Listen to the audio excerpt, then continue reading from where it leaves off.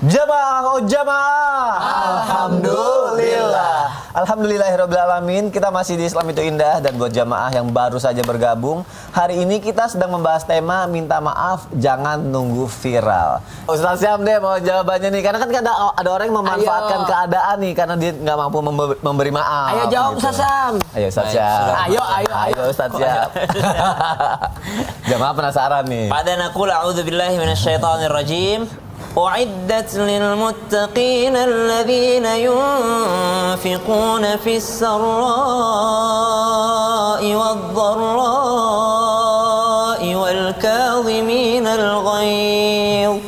والكاظمين الغيظ والعافين عن الناس والله يحب المحسنين. Allah janjikan jannah dan ampunan bagi orang-orang yang bertakwa. Dan orang bertakwa disebutkan dalam Al-Quran, dalam surah Ali Imran yang barusan kami bacakan, adalah mereka yang mampu untuk mengeluarkan, berinfak dalam keadaan lapang ataupun sempit, dan mampu menahan amarah serta memaafkan manusia. Jadi kalau ditanyakan meminta maaf ataupun memaafkan, rasanya lebih sulit untuk memaafkan dibandingkan meminta maaf.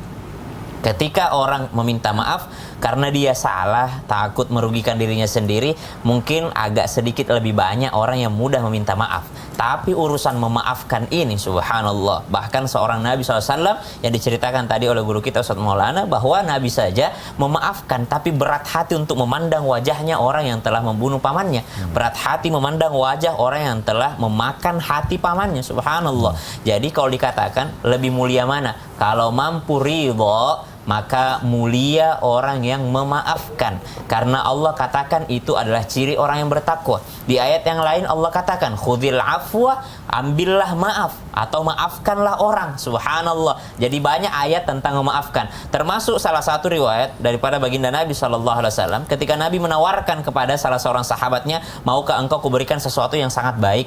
Maka orang tersebut mengatakan, ya Rasulullah, tentu saja, saya pengen sesuatu yang terbaik. Maka Nabi SAW menyambung daripada hadisnya, sil mangqata'aka, sambunglah bagi orang yang terputus. Orang yang mutusin silaturahmi kepadamu, engkau datang kepadanya, sambung. Subhanallah. Biasanya kan orang yang mutusin silaturahmi itu karena kita mungkin pernah berbuat salah kepadanya, lalu kita terlambat untuk minta maafnya. Mungkin udah minta maaf tapi tidak mau dimaafkan gitu. Itu dia berusaha untuk menyambung silaturahim, maka itulah orang daripada yang terbaik. Kemudian wa'fu amman zalamak, dan maafkan orang yang menzalimimu. Jadi kembali lagi, memaafkan itu banyak sekali disebutkan dalam ayat dan juga hadis Nabi SAW. Berarti kalau melihat dari segi riwayat, melihat dari segi hadis dan Al-Quran, lebih banyak disebutkan memaafkan dibandingkan meminta maaf. Tapi meminta maaf ini adalah sesuatu yang mulia juga. Kenapa? Entah engkau benar ataupun salah, ketika engkau meminta maaf, maka engkau akan menjadi mulia, terlepas daripada engkau benar ataupun salah. Ada orang yang mengatakan, ngapain saya yang harus minta maaf? Lah kan saya ini adalah bukan saya yang salah. Lah ketika engkau minta maaf duluan padahal engkau benar, berarti itu sama saja engkau sedang memaafkan. Oh, Masya Allah. Jadi kalau kita yang meminta maaf padahal kita yang benar, berarti kita sama saja dengan memaafkan. Kembali lagi, dia menjadi yang mulia. Oh, Masya Allah. Sebelum kau datang minta maaf, saya sudah maafkan. Makasih Ustaz Syam. Sama-sama. Terus butuh saksi nggak kalau mau minta maaf? Ayo. Tadi kan Ustaz Maulana bisa ngomong gitu. Butuh saksi nggak biar orang tahu gitu? Atau berapa saksi deh kalau emang perlu? Oke, baik. Izin Habib dan Ustaz Syam. Mohon izin kepada semuanya, kita butuh notaris.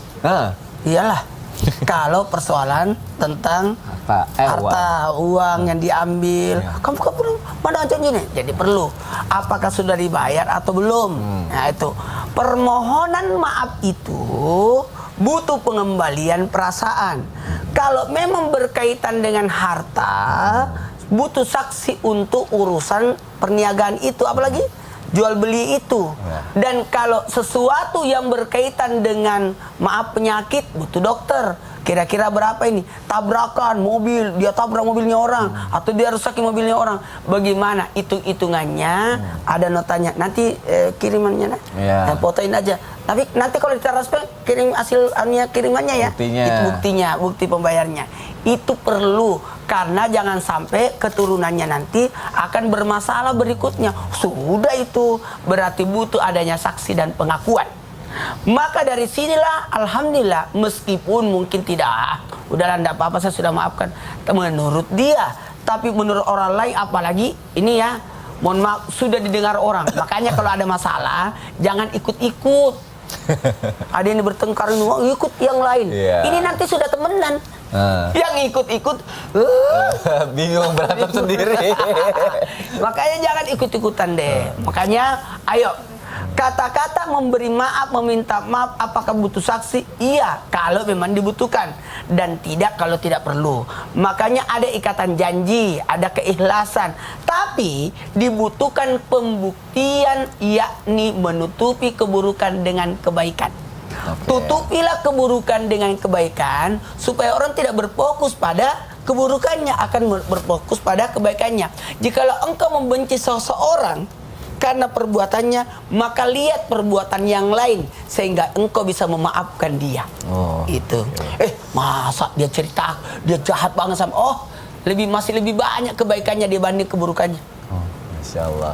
Jadi kita butuh saksi dan butuh pembuktian dengan kebaikan yang kita lakukan untuk menutupi keburukan yang lalu gitu. Itu yang terbaik. Masya Allah. Terima kasih Ustadz Maulana. Tadi kan Ustadz Maulana bilang memaaf. Kita menarik ya, dari pagi bersambung terus. Iya, makanya memaafkan butuh saksi, butuh pembuktian. Betul. Tapi cara kita mengetahui kalau kita sudah benar-benar dimaafkan sama orang yang sudah kita sakitin atau sudah dimaafkan sama Allah itu gimana? Kadang kan suka hati nggak tenang nih, dia pura-pura maafin apa enggak ya, atau biar kita tahu gitu kita benar-benar dimaafin. Mas Soni, Ustadz Maulana, Ustadz Syam. Bismillahirrahmanirrahim. Allahumma shalli ala Muhammad wa sallam Muhammad. Allahumma shalli alaihi. Ada sebuah kisah yang akan saya mau kisahkan seperti ini, bahwasanya Rasulullah SAW berada di kota Madinah, tepatnya di Madinatul Munawwarah.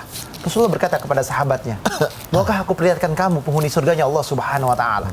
Maka tak lama kemudian ada seorang Ansar yang masuk ke dalam masjid dan dia melakukan salat sunnah 2 rakaat. Besok harinya Rasulullah bersabda juga, maukah aku perlihatkan oleh kamu penghuni surganya Allah Subhanahu Wa Taala? Gak lama kemudian setelah keluar dari tempat wudhu, basahlah jenggotnya pemuda Ansar ini lagi, ya kan? Maka gak lama kemudian yang ketiga, hari yang ketiganya, ternyata Rasulullah bersabda juga, maukah aku perlihatkan seseorang penghuni surganya Allah Subhanahu Wa Taala? Maka masuklah orang Ansar tersebut ke dalam masjid tersebut. Ketika sahabat melihat Abdullah bin Umar atau Abdullah bin Amr bin As berkata, aku akan mengikutinya. Maka dia berkata kepada Ansar tersebut, aku ribut dengan orang tuaku, bolehkah kau berkenan untuk nginap 3 hari? Gak lama, hanya 3 hari, karena bertamu itu cuma 3 hari. Akhirnya dia nginap 3 hari 3 malam di sana. Dilihat malam pertama dia orang gak ngapa-ngapain, malam kedua gak ada sholat tahajud, hajat dan lain sebagainya, hanya zikir sebentar tidur. Kurang lebih hanya subhanallah alhamdulillah sebentar tidur. Malam ketiga nggak ada zikir atau apapun. Akhirnya dia pulang. Sebelum pulang dia dipanggil, kamu kemari, aku tahu tujuan kamu. Dia bilang, Abdullah bin Amr, aku mengetahui bahwasanya engkau punya amalan selain ini. Apa amalanmu yang membuat Rasulullah berkata bahwasanya engkau adalah ahli surganya Allah Subhanahu Wa Taala? Apa kalimat dia? Aku tidak punya permusuhan dengan siapapun. Orang yang punya masalah denganku, aku maafkan semuanya. Bahkan sebelum dia berkalimat, aku memaafkan. Disinilah Allah berfirman dalam Al-Quran surat As-Surah ayat 40, Faman afa wa aslaha fajruhu 'ala Allah. Siapa orang yang mau memaafkan dan dia berbuat baik kepada manusia, ganjarannya surga dari Allah Subhanahu Wa Taala. Allah yang balasnya dengan sebaik-baiknya. Hikmahnya adalah siapa orang manusia yang dimana dia mempunyai salah kepada orang lain, dia sudah minta maaf. Apa tandanya? Tandanya adalah kita tahu bahwa dia udah baik lagi sama kita, dia care lagi sama kita. Satu tanda itu yang kita lihat kasat mata. Yang kedua, apakah Allah meridhoinya? Allah meridhoi apapun kebaikan yang kita lakukan, dan Allah accept, menerima semuanya. Dan yang ketiga, bahwasanya kita harus berbuat baik, jangan ngulangin. Ini adalah hablum minallah, hablum minannas. Hubungan kepada Allah bertaubat selesai. Hubungan kepada manusia meminta maaf dan berbuat baik. Jangan sampai kita jengkel, udah ngumpetin handphone ya misalkan, udah dimaafin, ya kan dia ngumpetin lagi, udah maafin, ya kan dia iseng lagi, maka akhirnya apa? Akhirnya dendam hatinya, sakit hatinya, emosional. Inilah yang membuat manusia tersebut jauh daripada kebaikan dan keberkahan. Di sini kan apa? Faman afa wa aslaha, berbuat baik dan memaafkan, ganjarannya besar. Ternyata daripada kita jadi manusia yang minta maaf, lebih baik berbuat baik. dan memaafkan. Jadi manusia itu tadi sampaikan, Rabbi shrah li sadri, bahwasanya berlapanglah dada kita, berbuat baik. Siapapun yang punya dosa sama saya, salah sama saya, hablum minanas, saya maafkan semuanya. Masya Allah. Terima Allah kasih ahli surga. Habib untuk kisahnya, Kita nggak untuk perlu, penjelasannya. kita nggak perlu balasan dari manusia. Kita hanya minta balasan dari Allah Subhanahu Wa Taala. Amin. Masya Allah, tabarakallah, amin ya rabbal alamin. Jadi Terima ente punya kasih salah ya. mana yang dimaafin. Iya. aku Ustadz minta Maulana maaf punya ya. salah sama saya maafin. Iya. Ustadz Sam punya salah sama saya maafin. Walaupun nggak ada yang punya salah sama saya. Amin. Masya Allah, berbuat baik, berbuat kebaik. Ntar bahas. Dan penonton semua di Indonesia, saya Nggak maafkan usah. semuanya. Saya ridho. Mau ngelucu takut salah nggak? Jadi langsung aja aku bacain pertanyaan dari jamaah. Ayo kita masuk ke segmen Tanya Dong Ustadz. Kami semua tanya dong Ustadz. Baik, sekarang ada pertanyaan lagi dari Instagram hamba Allah. Assalamualaikum Ustadz. Ini tetangga saya tuh selalu parkir di depan pagar saya. Saya udah ngingetin. Bahkan sampai pagar saya waktu itu tuh copot, kena ditabrak mobilnya gitu. Tapi tetap nggak minta maaf.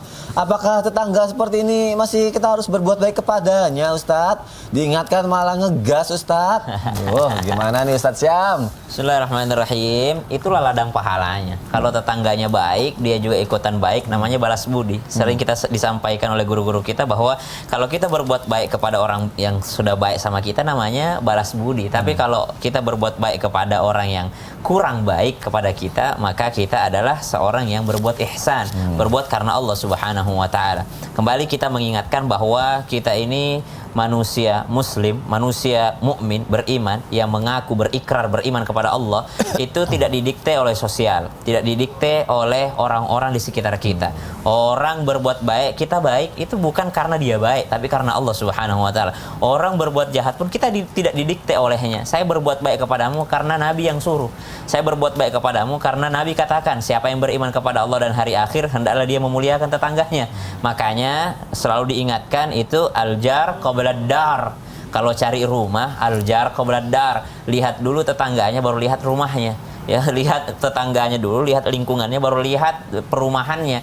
Ada sebuah kisah di mana ketika terjadi perluasan Masjidil Haram, orang-orang yang berada di sekitar situ tidak ada yang mau pindah. Tidak ada yang mau pindah, susah mewakafkan tanahnya gitu ya untuk diluaskan Masjidil Haram karena ya enak banget dekat Ka'bah gitu.